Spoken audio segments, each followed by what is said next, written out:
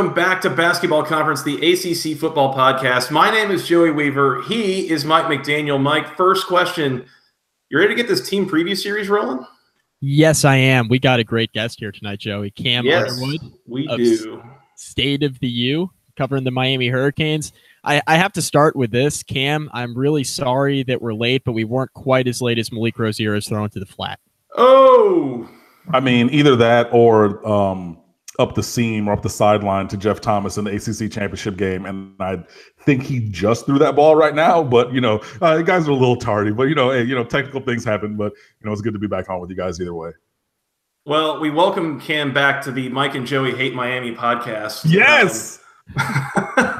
At long last. I think it's been a few weeks, but it's always good to have you on. You've been with us since the beginning, and you know Miami football as well as anybody. We're looking to talk about your Hurricanes this year. Coming off a 10-3 season, they started off 10-0, won the Coastal Division, went to Charlotte and represented that division, played in the Orange Bowl, had a big season in Miami. The question now I think becomes, was 2017 a bit of a fluke, or is this more of a 2018 a chance to just finish the drill? Is this realistic? And so we kind of wanted to talk through this team and kind of how it differs a little bit maybe from last year. And I think the big sticking point, Cam, all offseason, and I've seen this on your Twitter, constantly, almost daily, is about the quarterback situation. And that's going to be the big sticking point. I think if you're looking at last year's Miami team, probably the biggest weakness was the quarterback spot. Malik Rozier having some accuracy issues. At one point got pulled during the Pitt game late in the year. Wanted to get your take on where this currently sits. Are we still sticking with Malik Rozier going into the season, or is there a potential look at somebody else to start early for Miami? No, it's going to be Malik Rozier. He's going to be the quarterback, period, point blank. And I know that, Mark Richt is trying to say, oh, it's open competition and everything like that. I'm not calling the man a liar. I just don't believe him. And you can take that as you want. If it were open competition, then Malik Rozier would not have gotten the lion's share of the snaps with the ones in the spring. If it was an actual open competition, like it would have actually been open, but it wasn't really open. It was open in loose air quotations in that, okay, instead of Malik Rozier taking 99% of the snaps with the first team, he took 70% of the snaps on the first team, and they gave some snaps to N'Kosi Perry. It was just a sham, honestly. It wasn't really open. It wasn't, okay, 50-50, we're really rotating like that.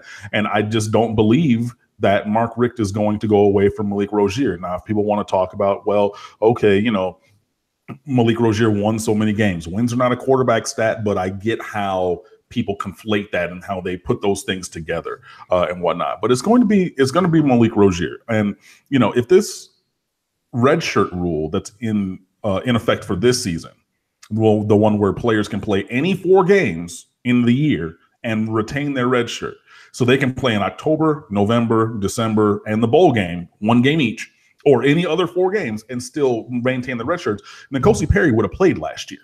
Like, there were many games, even against, your Georgia Tech Yellow Jackets. That first half that Malik Rozier had was atrocious. If you're looking at Florida State, 4 for 16 for 34 yards and interception in the first half, atrocious. If you're looking at these other games, Syracuse first half, just the Toledo first half, the first quarter was kind of had an early touchdown, but then it was kind of wonky for a quarter and a half there.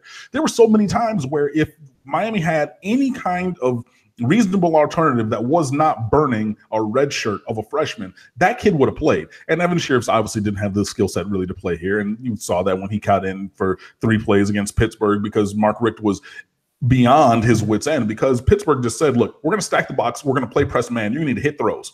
If you hit throws, then you're going to blow us out. But we don't think that your quarterback can hit throws. And he didn't. He's throwing grounders. He's throwing it was terrible. All of that being said, there's comfort in seniority. You know what I mean? Every time that Mark Richt spoke about the quarterback position, it was, even after the spring game or the open scrimmage that, was at Hard Rock Stadium, you're like, yo, Jaron Williams, true freshman from Georgia, really nice arm, really good throws. Game was a little too fast for him a couple times, but you could see the potential. N'Kosi Perry, he's making throws and everything, had, some offensive line issues, had a couple drops, but you see what there is to be excited there. Mark Richt is talking about getting in and out of the huddle. He's talking about, sight adjustments. He's talking about audibles. He's talking about these other things that the quarterback has to do that don't really manifest themselves to the casual fan. It's like if you're updating your house and you're doing a lot of plumbing and electrical where it's in the walls and it does increase the value and safety of your home, you're not really seeing that. And I think that those things are really what are going to make Malik Rozier the starter. The thing with him is either he is incredibly good. The throws that he made, the throw to beat Florida State, the throw up to see him against, who was that? Virginia, after a turnover for a touchdown. There were so many times where you could see a flash of a really good quarterback. The thing about it was so inconsistent. And I already gave you some statistics on the other side. So you cannot go the last 3 games of the year completing 40-something% of the passes. Or 41, I think it was. 50, it was super low. You can't do that. You cannot have 54% completions for the year. That's not good enough. But regardless, I think that Mark Richt is putting everything on Malik Rozier. So I know that people don't want to believe me on that, or they don't want to agree with me on that. But yeah, I think it's going to be Malik Rozier's show come hell or high water. Cam and I have been hand in hand fighting Twitter wars against crazy Miami fans. That's what we do with the battles that we fight with Malik Rozier. So if there's a question about the quarterback position, and that's the top question, the second biggest question on the team is the offensive line and the turnover there, because Malik Rozier is only going to be as good as his offensive line. And even if his offensive line's good, we saw what he can or can't be last year. So what's the level of concern a Miami fan should have with not only Malik Rozier, but the offensive line heading to the year? The concern with Malik Rozier is consistency. And that's in just kind of every single way. He had more rushing yards in one season than Miami quarterbacks have had in the last 4 previous combined. Even still, I think that he made some improper reads in the read option game or the zone read game. So I think he could have even been more impactful using his legs. I also think that he was trying he was trying to live within the constraints put on him by Mark Richt, because he wanted to freelance, Rozier that is, wanted to freelance too much previously. And that was when Mark Richt said, you won't play for me if you keep doing that. So even when there were some opportunities to run early in the year, he was hearing, the ghost of Mark Richt in his ear saying, don't do that. So he didn't. So that's where the level of concern is. If there's not improvement in demonstrable, statistics and performance, if he keeps throwing grounders, and missing wide open guys, or like we joked about at the beginning, just super late. And even in the ACC championship game, that throw to Jeff Thomas that was late, that was like a him route. That was like a 1 receiver route, and it worked. And he was butt naked, wide open, and you still didn't throw the ball on time. That's the concern there. But getting to this question, yeah, the offensive line, man, we just have to.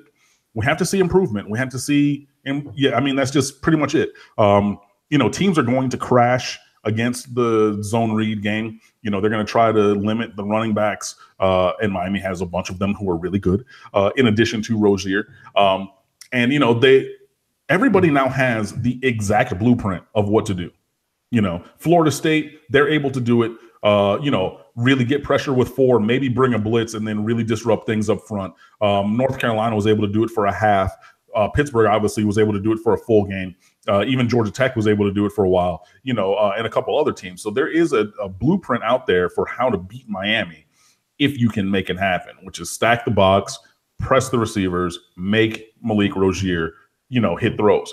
If the offensive line gives time, obviously that makes everybody's job, time and space, depending on, what the blocking engagement is, that makes everybody's job easier. And I'm not sure that we really have the offensive line to do that yet.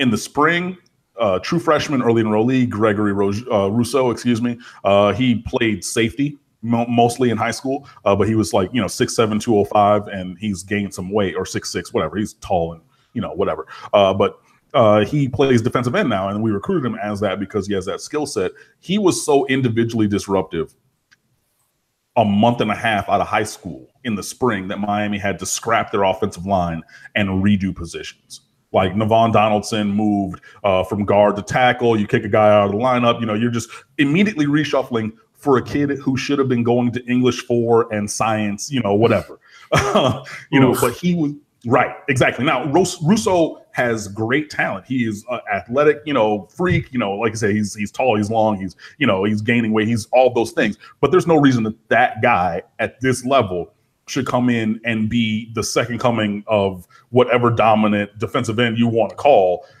to the point where Miami has to shuffle their offensive line. So, hopefully this new group, you're looking at Tyree St. Louis at left tackle. You're looking at like a Tyler Gauthier, Hayden Mahoney, maybe a Corey Gaynor, maybe a Venzel Bulware who transferred. He's an interior lineman, transfer from Tennessee, and then Devon Donaldson at right tackle. Hopefully whatever group from that emerges is able to do the job. And it's going to be interesting because Miami has very few like game-ready tackles. And Donaldson, 6'6", he played at about 370 last year, but he played interior at guard. He was a freshman All-American, whatever. But he slimmed down a little bit, and he always wanted to play tackle. He played tackle for the last 3 years of high school because, if you go to Miami Central and you're 6'6", 300 and whatever pounds, you're going to be an offensive tackle because that's, what you do. So he's finally getting to play the position that he wants to play. So hopefully that motivates him at the right side. Tyree St. Louis is just probably our best tackle option on the left side. If those guys don't work out at tackle, then we're in a bad spot because we don't really have anybody behind them. The interior line needs to do better as well. Tyler Gauthier is on the Remington Award list as the nation's best center, or he's on that early watch list, I should say. So he does have some skill, but, those other guys need to get in there. And it's not even about the individuals. Offensive line has to play as a unit. It has to be that 5-man synergy. And you only get that over time and time in competition. So, yeah, they might have gone out to, Green Tree Practice Field or the IM Fields or wherever and worked on their drops and worked on their things over the spring and summer. But, man, yeah, really want to see those guys take a step forward or just even be able to be decent. Because if you're able to be decent and give Malik Rozier a bit of time, he sometimes has the ability to hit throws, and hopefully he's worked on the ability to be able to raise that. And the rest of the offense is loaded. Wide receivers, 2 freshman tight ends, and the running back room is one of the best in America. But the offensive line has to do their job. Even if it's only average, that will get covered up because of the elite level skill players that Miami has. Yeah, you can't build a big fancy house on a crappy, rotten foundation, right? And the foundation is always going to be in the trenches. I have to think that there's no talent deficit there. As you talk about straight up physical ability for Miami, it's just more a matter of getting the results out of that talent that you'd expect. I want to flip over and talk to the other side of the line, Cam, on defense, and where, again, I know there is no talent deficit there for Miami. They are dealing with some turnover this year, though. They get back Joe Jackson, get back Demetrius Jackson, which are a big deal. But you lose Chad Thomas, R.J. McIntosh, Kendrick Norton, a couple of those guys. And perhaps more importantly, lose Craig Kuligowski to Alabama, the defensive line coach from Miami. Is that a potential issue for the Hurricanes this year? As we talk about, their defense last year, very turnover-driven. It was also a lot of those turnovers being driven off of the pass rush and the havoc that those guys are creating in the backfield. Do they have the horses to replace these guys, or is that going to change up the look of what Miami's defense is going to do this year without a couple of those talented guys up front? No, I think that we're going to do what we're going to do. I think that's the scheme, employed by Manny Diaz is to wreak havoc, especially in the front seven, which I think the defensive line had like the 3rd highest individual havoc rate in America. And the linebackers were like 5th or 6th or something like that. Those guys, they're shooting gaps, they're making plays, they're being disruptive, and havoc being tip balls, fumbles, calls, recovered interceptions, sacks, all those, things that are positive for the defense but negative for the offense. So even in losing, it is a deal that we lost R.J. McIntosh and Kendrick Norton early to the NFL. But then you also lose Chad Thomas because he's out of eligibility as a senior. Trent Harris, who was very underrated. Anthony Moten, who was your 3rd probably defensive tackle last year. And then DJ Johnson, who was an All-American recruit, but then he got homesick and transferred to Oregon. So, yeah, you lose and then a couple guys from attrition who just weren't going to play here. But you lose 8 dudes up front and you bring in 3 in the recruiting class. Excuse me, I thought I had my phone muted. But, yeah, so there's obviously going to be a different set of names going up there. Joe Jackson is the headliner. He's a cyborg. He's 6'5", 265. If he plays well, he could be a 1st or 2nd round draft pick. Tito Odenigbo is coming over from Illinois. to play defensive tackle. Demetrius Jackson, like you mentioned, he missed the last couple of games with a knee injury. He can play tackle or end. He's like 6'3", 265. So he's a little undersized when he goes inside, but he's probably the best run defender on the defensive line. Pat Bethel is in there. He's moved from end to tackle. He's up to like 285 and carrying the weight well. Jonathan Garvin's going to be your other starting defensive end, and he was super duper underrated. As a recruit, he was a 3-star, and that was ridiculous because he's so quick. He's just so quick. The tackles really can't deal with him. And then there's a bunch of other guys. Gerald Willis, who was once a 5-star recruit like 5 years ago. He's in his last season now. Missed last year for a personal issue, but was unblockable on scout team. He's going to start at defensive tackle, and he has all of the physical traits to be a dominant player. Jonathan Ford is going to be a sophomore. Scott Patchen, Nesta Silvera is a freshman, 4-star defensive tackle. I already told you that Gregory Russo was so dominant in the spring that precipitated the offensive line change.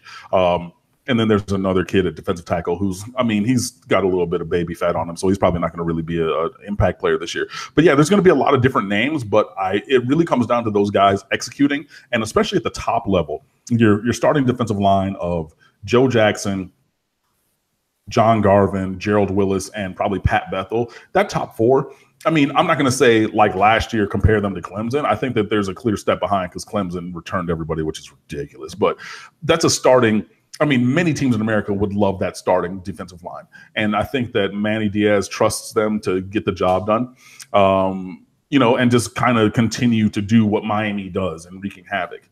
Insofar as the coaching, Kuligowski is a great coach. He's probably the best defensive line coach in football, or at least in college football, for my money. The thing where he struggled was recruiting.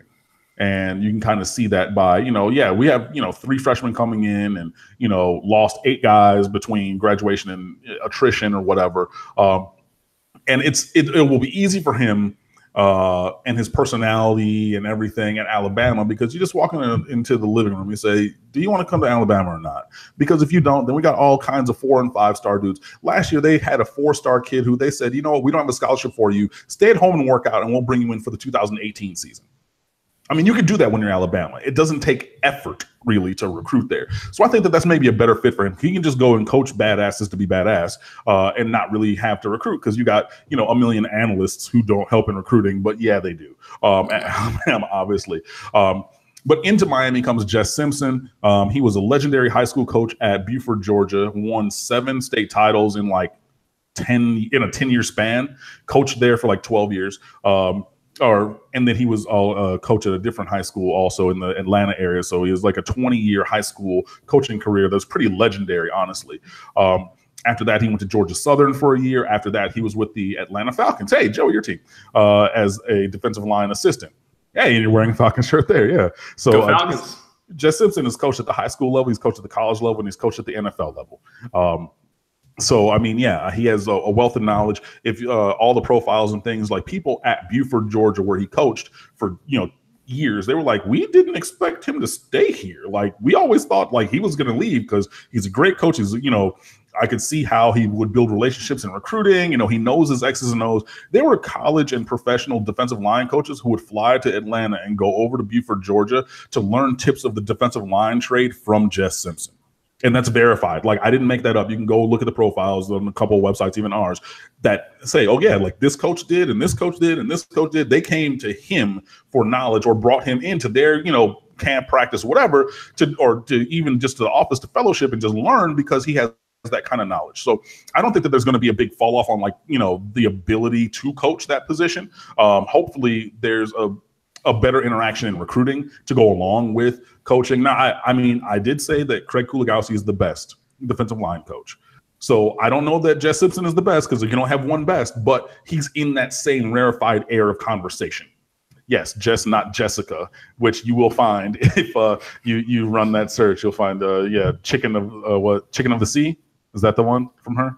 That sounds right. I was going to say small but important difference between Jess and Jessica Simpson. Yeah, no, he's a big dude and knows what he's doing with the defensive line. So, I think that Miami, at least, I mean, at a minimum, I think that it's a lateral kind of replacement move, because even if there is a deficit on the coaching side, there's a definite advantage for Miami now with Jess Simpson's recruiting versus Craig Kuligowski's. So if you have a peer level kind of replacement for one of, if not the best coach of the defensive line in football or in college football, then I think Miami's in a good spot. And I think we'll see the defensive line continue to be the defensive line that they have been in recent years. All right, Cam, let's talk about the running backs. The moment we've all been waiting for. Oh, yeah. I don't think Travis Homer's a bell cow back necessarily, but I don't think he needs to be with that running back room. Right. I don't think he is. I don't think Travis Homer is like a 35 carry a game guy.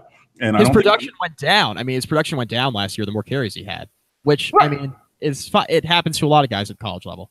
Exactly. I mean, he was very explosive. You know, he had that long touchdown run against Virginia Tech.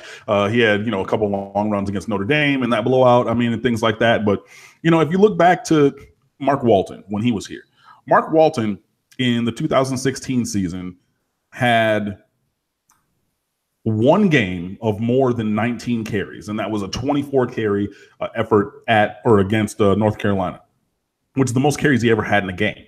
So you're talking 15, 17, 16, 15, 14, 24, 11, 18, 14, 16, 19, 13, 17 in carries per game. Last year, when Walton was starting, 16, 11, 17, and 12 in the game against Florida State where he broke his leg. I mean, Miami doesn't need guys to be, 35 carries, especially with the running back room. Travis Homer is going to be your starter. He's probably going to have not another because he didn't get there last year, but he's probably going to have a 1,000-yard season. He's, probably still going to be in that 6 yards per carry kind of a thing because he runs hard, he's fast, way faster than people think, and he's a one-cut downhill kind of guy. And if you saw, against Virginia Tech and Notre Dame especially, he'll take one, he'll go to the left, put that left foot in the ground, cut it back right against the grain, and he's out of there. So he has great talent. He was a high 4-star recruit coming in. You have DJ Dallas from Georgia also, who started at slot receiver but was always more of a natural running back. Walton got injured. He moved to running back, and Dallas is electric. He can play running back, and, he makes people miss. He has this quickness in space that is absolutely elite. I believe Georgia Tech recruited him as a quarterback. Well, because he played option quarterback in high school at Brunswick or Glenn Academy down in Brunswick, Georgia. So, yeah, I mean, that would fit there. But even if you watched him in high school, the little itty bitty shakes that he puts on people, he had a catch in the North Carolina game in the middle of the field, a little square in, whatever, a little hook route. And he turns and faces up to the linebacker, takes 2 steps, puts a shake on him, and he's off to the races. Should have scored a touchdown if he would have kind of bent the other way. But, I mean, he has this elite quickness. And, I mean, he had that diving touchdown against Notre Dame. He had 2 touchdowns in that game. He got more into things as the year went on. A few of our best plays in the ACC championship game were DJ Dallas as a Wildcat quarterback. He didn't even throw last year, but he can throw out of that as well. So he's a dynamic player who can play, many positions: punt return, kick return, running back, H-back, probably Wildcat quarterback, slot receiver. He could probably play outside receiver too. So he's in that running back room. Lorenzo Lingard is a 5-star recruit that Miami just got this year, and that's really a kid who makes me excited. I mean, even as good as Homer and Dallas are, Lorenzo Lingard is the prototype. I mean, he's 6'1.5" inches. He's probably, 195 pounds. He was a state champion hurdler in high school. He is also, he did well. He enrolled early, so he competed for the track and field team in the spring. So, he did that as well. But, I mean, elite athleticism. He clocked a 4.27 in the 40 in the spring. I think that was hand timed, but even to be around that as a hand time, even if you bump that up to, 4.40 flat, the kid can fly. So, I mean, and he is when you think of all of those running backs at Georgia that Mark Richt had, Lorenzo Lingard would fit straight in with anybody that you would name. And he's third string, so, I mean, he'll be in that rotation. Lorenzo Lingard is going to play this year. He's not going to be 4 games in a red shirt kind of a guy. He's going to play. He's going to contribute. He's going to make some plays that make you say, "Woo," because he has that kind of talent. Cam Davis is also in that room. He's a freshman as well. He might redshirt just because he's a little bit further behind the other guys. But, I mean, he's 5'9", and he's probably 200 pounds. I just saw him at Paradise Camp this weekend, and he's been in the weight room. Like, his chest is all out and everything. Like, he's big. So, and he's very quick as well. Also, like DJ Dallas, he's a very good pass receiver. Robert Burns was at one time a 4-star, 5-star kind of kid, but he was bit by the injury bug every year since his sophomore year of high school. Physically, he looks the part. 5'10", 228 pounds with like 9% body fat, which like I know is crazy, but I mean he's stocky, he's muscular, and if he can be the kind of player and showcase that athleticism that he once did, he can be great as well. And then you have Trayon Gray, who's going to be a senior this year. He, he's probably going to play a little bit more fullback. Not even sure how much of fullback he will actually play on the field, but he's kind of sliding that way. He's, 6'2", 235, and arguably the fastest running back in that group at that size, which I know sounds crazy, but he can fly even after a knee injury and everything. But yeah, I don't think I missed anybody, did I? Well, Realus George is a freshman fullback from Atlanta Pace Academy, who's a big dude. And he looks older than his years. He almost looks like me, bald head, but he has a full beard that I can't grow. And a Miami staffer tried to kick him off the sideline during his official visit because he looked like a grown man like me, And I from a couple journalist friends of mine who were on the field, they were like, "Oh yeah, no, that absolutely happened." You go over, "Hey, sir, like you got to leave." He's like, "No, like I'm a recruit." They're like, "No, seriously, sir, like you can't be down here with your son." And like one of the other recruiting staffers had to come over and was like, "No, this is really a kid that we're recruiting." So yeah, I mean he's 6'2", 245. He's probably going to be your starting fullback, but yeah, there's a diverse amount of talent in that room. You can go two backs, you can go split backs, you can have two backs on the field with DJ Dallas where you move him wherever you need him. So he can be a slot, he can be a wildcat, he can be, in the fullback position and kind of motion out. I mean, you can do so many different things when you have that kind of talent. But yeah, Miami has really, really good running backs. And I don't think any one of them is probably going to get even 25 carries in a game this year, just because there's so many dudes like just run really hard, next guy in, run really fast, run really hard, next guy in, and just kind of rotate like that. Cam, you've mentioned a lot of names here. If I'm a casual ACC fan, I need one new name I need to know on the Miami offense. Who is that? One new name on the Miami offense is going to be tight end Brevin Jordan. Okay. He was the nation's #1 tight end recruit out of Bishop Gorman High School in Las Vegas, Nevada. He's 6'2.5", probably about 250.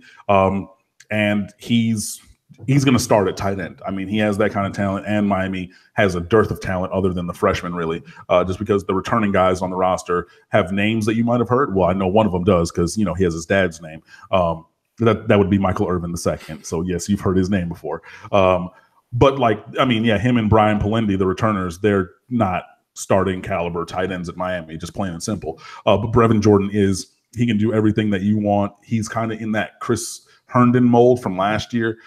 He, is an inch or two shorter than Herndon, but I mean, yeah, he can play H-back, he can move, he can play inline, he can split into the slot.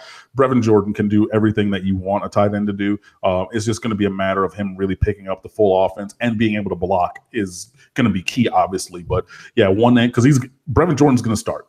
He's probably going to be, a freshman All-American or freshman All-ACC, something like that. But Brevin Jordan should be your starting tight end. And since he's going to clock those kind of snaps, that's a name you should know. How about the guy on defense? Ooh, that's a good question. I already gave you Gregory Rousseau, so I'm not going to give you that one again.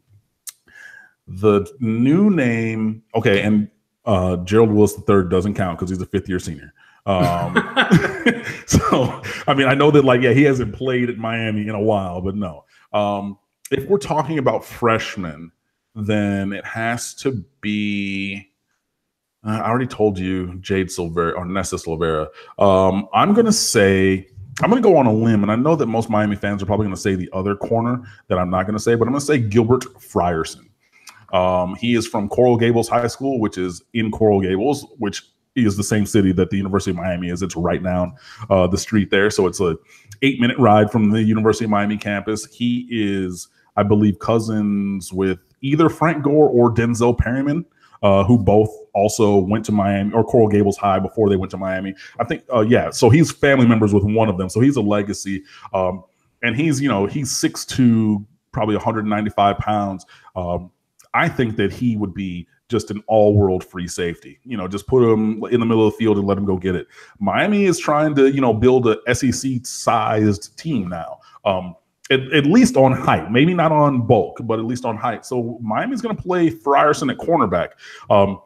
And there are snaps to be had there. So whether it's him or, we do have a few other freshmen, Al Blades Jr., son of Al Blades, God rest his soul, former Miami Hurricane, and a bunch of other dudes in that secondary. But for me, Gilbert Frierson, I've always been a big fan of him and his skill set. And I think that that's a name to know on defense for a freshman. Cam, I want to look at the schedule here. The way that we're going to look at this, basically, I want to classify all the games on the schedule as either surefire wins, surefire losses, or toss-ups. Can I stop you right there? Please go ahead. We don't have any surefire losses, so that's just a 0 for this season. I figured that was going to be that was going to be a pretty short discussion, the surefire losses aspect of it. Yeah. So maybe the most important thing that we can do here is identify on the schedule the toss. As I look at it, I'm gonna call 4 of the 12 games on Miami's schedule toss-up games. I want to see if you can guess which ones I'm thinking here. The games you're thinking of as toss-ups are the opener against LSU, Ding. October the 6th against Florida State, Ding. November the 17th at Virginia Tech. Ding. Ooh, that fourth one though. Okay. I won't make you wait on it. I'll go at Georgia Tech November 10th as well. Okay, that was one of my 3. That was one of the options I was debating. But yeah, I could see that. Yeah. I in my mind, you have those 2 back-to-back road games late in the year. Who knows who's healthy and who's injured and who's focused and who's not, blah, blah, blah, blah, blah. So that's those 2, I think, almost as a combination. I think you go at least 1-1 there, if not 2-0. Chance you lose one or both, but I don't know. Well, in any case, I think that in that case, the real one. Obviously, every year playing Georgia Tech, you're playing the scheme. You're not really playing the players. And I know that you have a lot of returning guys, including the quarterback, blah blah blah. But you have to beat that scheme more than anything. And there's no bye week before that this year, like we had last year. Actually, we didn't have last year because the hurricane got rescheduled and everything. But the attrition factor, the body blow theory, shout out to the Solid Verbal with Dan and Ty. That next week after playing Georgia Tech at Virginia Tech, that's the one where you got to see how fresh you are, how mentally fresh you are, because Georgia Tech is its own kind of thing, and they will lean on you, and they'll usually grind you if you let them. Like last year, I think that Georgia Tech had the ball for like 42 minutes of the game or something, and we barely, squeaked by the skin of our teeth. Then you got to go from that again to Blacksburg, and they blew us out in Blacksburg 2 years ago, 2016. We got some get back last year, so now they want to get back this year. And I know that that's a game that they have scheduled, and we're coming off of one of the more intensive games playing that damn wishbone option crap that Georgia Tech does. That does level the playing field a little bit, I think, to recover from that. But I was going to point out too, you talk about body blow theory. Miami has a bye week, for the October 20th Saturday, basically. From there, they go Friday at Boston College, home against Duke, and then at Georgia Tech, at Virginia Tech. You figure that the back 2 of that 4-game stretch could be, somewhat physically taxed team. Yeah. Even coming off a bye week, but again, road trip to Boston College and a home game against Duke is not a great setup to at Georgia Tech, at Virginia Tech, I think, late November. Yeah, and the Boston College game is one that people, I think, need to look at a little bit stronger. Boston College has one of the biggest and most experienced offensive lines in college football, let alone the ACC. They have a dynamic running back in A.J. Dillon. If you don't know that name and haven't watched him play before, and I get it because it's Boston College, they haven't really been that good. That kid is 6'2", 245, and he does not move like a man that big. Affectionately nicknamed the D Train on this podcast. Well, that's fine because, we had 33 trucking and derailed them last year, from Notre Dame. So that's fine. But, that kid is, he's 6'2", 6'3", 240, 245. That's a big boy running. So, when you have a team like Miami, who is not the biggest team, even on the defensive line, you get a bigger player like that, and then, you get tired and the arm tackles, and he's going to run through those. That's a game that is sneakily more difficult than I think people are giving it credit for. And I think that it's a clear Miami win by probably like 2 touchdowns or more, but it's not going to be super duper easy 73-7 kind of a game. Duke, whatever. But then, you get those 2 road games. So, I mean, the back end is a little bit more challenging than the front end of the schedule in that we have, 4 of our last 6 are on the road, but Miami's favored in every game this year. From the ESPN FPI and from my buddy at SB Nation, Bill Connolly's S&P Plus. So 2 different metrics have Miami as the favorites in every single game. So, it is tougher to go on the road and win, but Miami is the most talented team, or going to be the most talented team on the field, pretty much every week. You can make the argument LSU's talent. You can make the argument Florida State's talent, maybe not developed in demonstrable skill, but, those are the only 2 teams on the regular season schedule that have the kind of talent that Miami does. Should we talk about record predictions? Let's do it. All right, so I'll go first here. I think Miami is just on another level in the Coastal. Like, it's Miami and then, 30 feet of crap and then everybody else. In my opinion, I don't really see a team this year that is on the level that Miami's at, talent-wise, experience-wise. There are a lot of good coaches in the Coastal, but I don't think any of them touch Mark Richt at this moment. Looking at the schedule, I don't know. Like you said, I mean, Miami's so talented. They're going to have the best team on the field in almost every game they play, except for maybe 2, and the 2 you just mentioned, LSU and Florida State. That's just from a talent standpoint, not from an actual team standpoint. I'm gonna say Miami goes 11-1.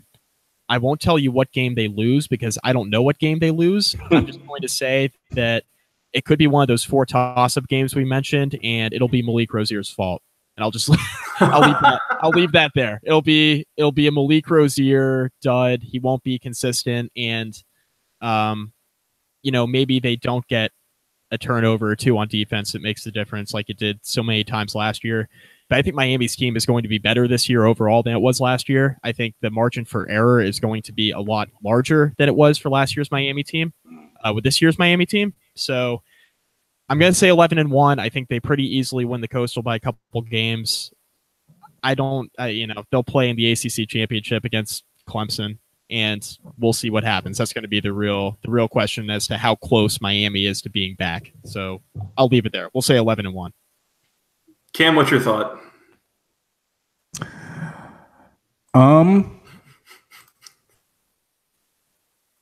The thing with the schedule especially is that I don't see even 2 losses. And it really comes down to Miami doing what we need to do.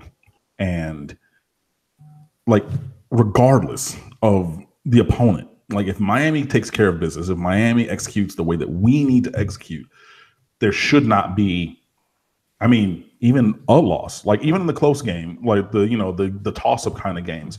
And I didn't mention this earlier, but I can't wait for the Pittsburgh game because I need to put it, stomp on their face with a hobnail boot. I am so ready just to whip that ass. And it's not even because they talked reckless, of course, because they beat Clemson a couple years ago before Clemson won the national championship. They beat us last year, and then we fell off the rails because injuries, and Malik Rozier was peak, and I mean peak bad Malik Rozier for the last 3 games. But I'm very ready for that game. I'm very ready for that beatdown, and I know that they cannot compete with us. So I'm looking forward to making that become a reality. But honestly, the choice for me is between 11-1 and 12-0. I know that it's going to be a tight game against Florida State. I know that they're going to, do their lethal simplicity kind of up-tempo Gulf Coast offense. I know that Miami, Florida State throughout the records because everybody plays harder, and players on both sides have said for years that they play harder in the Miami-Florida State game than any other game because it means more. I didn't make that up. You can go look it up. Everybody knows that. So even with that being said, Miami's a better team, period. So it really comes down to me to LSU. I think I'm gonna go with Mike and say 11-1. I don't think that we lose to LSU. I just don't. I don't feel that. I think that there is a game in the season that will get us somehow, even though it probably shouldn't. Especially, from the fact that Miami is favored to win every game. So I think that you're looking at 11-1 going into the ACC championship game against Clemson, because Clemson's going to be in the championship game with either 0 or 1 loss, and then we kind of take it from there. And hopefully we're the scheme, which one of our writers at State of the U just wrote about today, I want to say, does not enable quarterbacks to complete 72% of their passes over the last 4 games like it did last year, when Kelly Bryant was looking like the next coming of Peyton Manning against the Miami defense in the ACC championship game. I mean, it was just there's no reason for Kelly Bryant to put up the numbers that he did throwing the ball, and we dared him to hit his throws, and he hit them, unlike Malik Rozier when dared to do that. But yeah, I think Miami is making another step towards being back, but I cannot say undefeated because there's just too many little questions that I think are going to, and one of them is going to catch up, or 4 of them are going to combine to be a minor one. So 11-1. Malik Rozier. In addition to that, you're talking about inexperience on the offensive line. You're talking about youth on defense, especially in the secondary, when you're going to try to integrate a lot of young guys there. You could maybe have some injuries, which obviously ravaged the offense last year. You could have it just, the ball could bounce other ways. And there's, David Hale from ESPN did a nice deep dive on the statistics of turnovers and how they're basically luck. And that was a foundation for the success last year, was getting those turnovers. But what if that ball bounces the other way? It's like in 2016 when I went up to Notre Dame and Jamal Carter had that ball, that fumble on the goal line, and all of a sudden Notre Dame had it. Now, I don't want to say I saw Jamal Carter have that ball, is what I'm saying. But that ball ended up with another player. So that one little bounce changes everything. Like, we could have won that game, but we lost it. Like one little thing. It could be something as small as the bounce of a football. Like you're going for a turnover and they get it back and then they drive the field, they hit a field goal, and that field, whatever. So trust me, I know all about a single bounce changing the outcome of a Miami game. Let's just say that. Oh, it was a good time, man. For you. That 4th down pass to Darrell Langham, that was one where, like, I go to the games in the press box and I'm sitting there, and the Georgia Tech staff and writers are the writers, not the staff, but the journalists are kind of in front of me. And there's a rule across sports that there's no cheering in the press box. And every Miami journalist, especially me as a fan and alum, kind of went, and you just heard no from the Georgia Tech contingent there. And so thought of his heads hitting the desk, the whole thing, all of that. So yeah, it was definitely the thrill of victory and the agony of defeat all at the same time. Here's where I'm at with this. Is I'm really torn between what both of you guys have said about Miami being the most talented team on the field in arguably every game that they'll play, and it's inarguably in 10 of the 12 games they'll play, versus frankly, it's really hard to go undefeated, especially, again, a bunch of 18 to 22-year-olds with a weird shaped ball. Like, stuff's going to happen at some point. And B, the way that I saw Miami win several of their games last year, where they were not convincing beatdowns from the start, and they were kind of comeback and kind of closer wins than maybe they should have been, all things on paper that would have told us that. And so that's where I'm not ready to sit here and predict 12-0. I'm going to go like 10-2. I've been on this podcast and I've said that I think that Miami is anywhere between like an 8 and 11 win team. It's like I kind of have no idea what we're going to get, and it might just straight up come down to what we get from the quarterback position, Malik Rozier. And so I think I'm going to go 10-2. I think that they're going to trip up at a couple of these. It might be right out the gate at LSU. It might be, Florida State, Boston College. You brought up. I kind of glazed over that one a little bit, but that might be a little tougher than we think. Luckily, Miami gets that coming off a bye week. But the way this all sets up, I'm thinking 10-2. I could see it better. I could see it worse, and that's all things told. That's not a bad place to be if you're Miami. It's not a bad place to be, but if it's worse than 10-2, then I think that a few things have gone wrong, honestly. I mean, it just, especially with the disparity of talent on the field in all these other games. I mean, clearly, like, we're going to blow out Savannah State. I wrote that already this summer, and I still have Savannah State players and fans and alumni coming to me about that. But that's adorable. Mad online. Yeah, I mean, they're mad online, and it is adorable because, I mean, whatever. We're going to blow them out by, I mean, what is it? I think they're 62-4, 62-5 is the average score for Savannah State against a power or FBS team in the last 6 years. Oh, like, God. And you think that, like, me saying it's going to be blowout city is like going overboard? Whatever. Toledo, that's a win. FIU, that's a win. Carolina, that should be a win. Florida State, I mean, it could be closer than the experts think, but that should be a win. Virginia, that's a win. Boston College could be a little tougher, but that should be a win. Duke is a win. Georgia Tech, yeah, you got to play that scheme, but that should be a win. Virginia Tech, I mean, that's going to be a real toss-up game right there. I mean, 58% win probability early, preseason by S&P Plus. That's probably going to be the game that people are looking at, or one of the games to slip up. And then Pittsburgh, I need a beat down there. So, yeah, you're really talking LSU and Virginia Tech. So you have a 2-game season, but Miami's still favored in both of those games. So, yeah, I mean, if you're talking worse than 10-2, you're talking 3 losses on that schedule. That means you lost to LSU and Florida State. LSU, either Florida State or Virginia Tech, and a third game, which could be the other one of those two, or some random team who's like really, really, really overmatched. Bro, I can't. Yeah, I mean, a season losing a marquee opener, rivalry game to Florida State. So that would be 8 out of 9 for them. And then Virginia Tech all in the same year. Oh, yeah, there's a lot of teams that would love 9-3, but that 9-3 for Miami, this Miami team in a 2018 season that the program has been building to, like last year's 10-win season that was like borrowed money. That was house money. Everything was really looking at the 2018 season. So if you get that a year early and then you regress from that, that's no bueno. I mean, I wouldn't mind, but this is the Mike and Joey Hate Miami podcast, so yeah, I don't know what you expected. I mean, yeah, pretty much. So, hey, man, I wouldn't mind that loss in Blacksburg.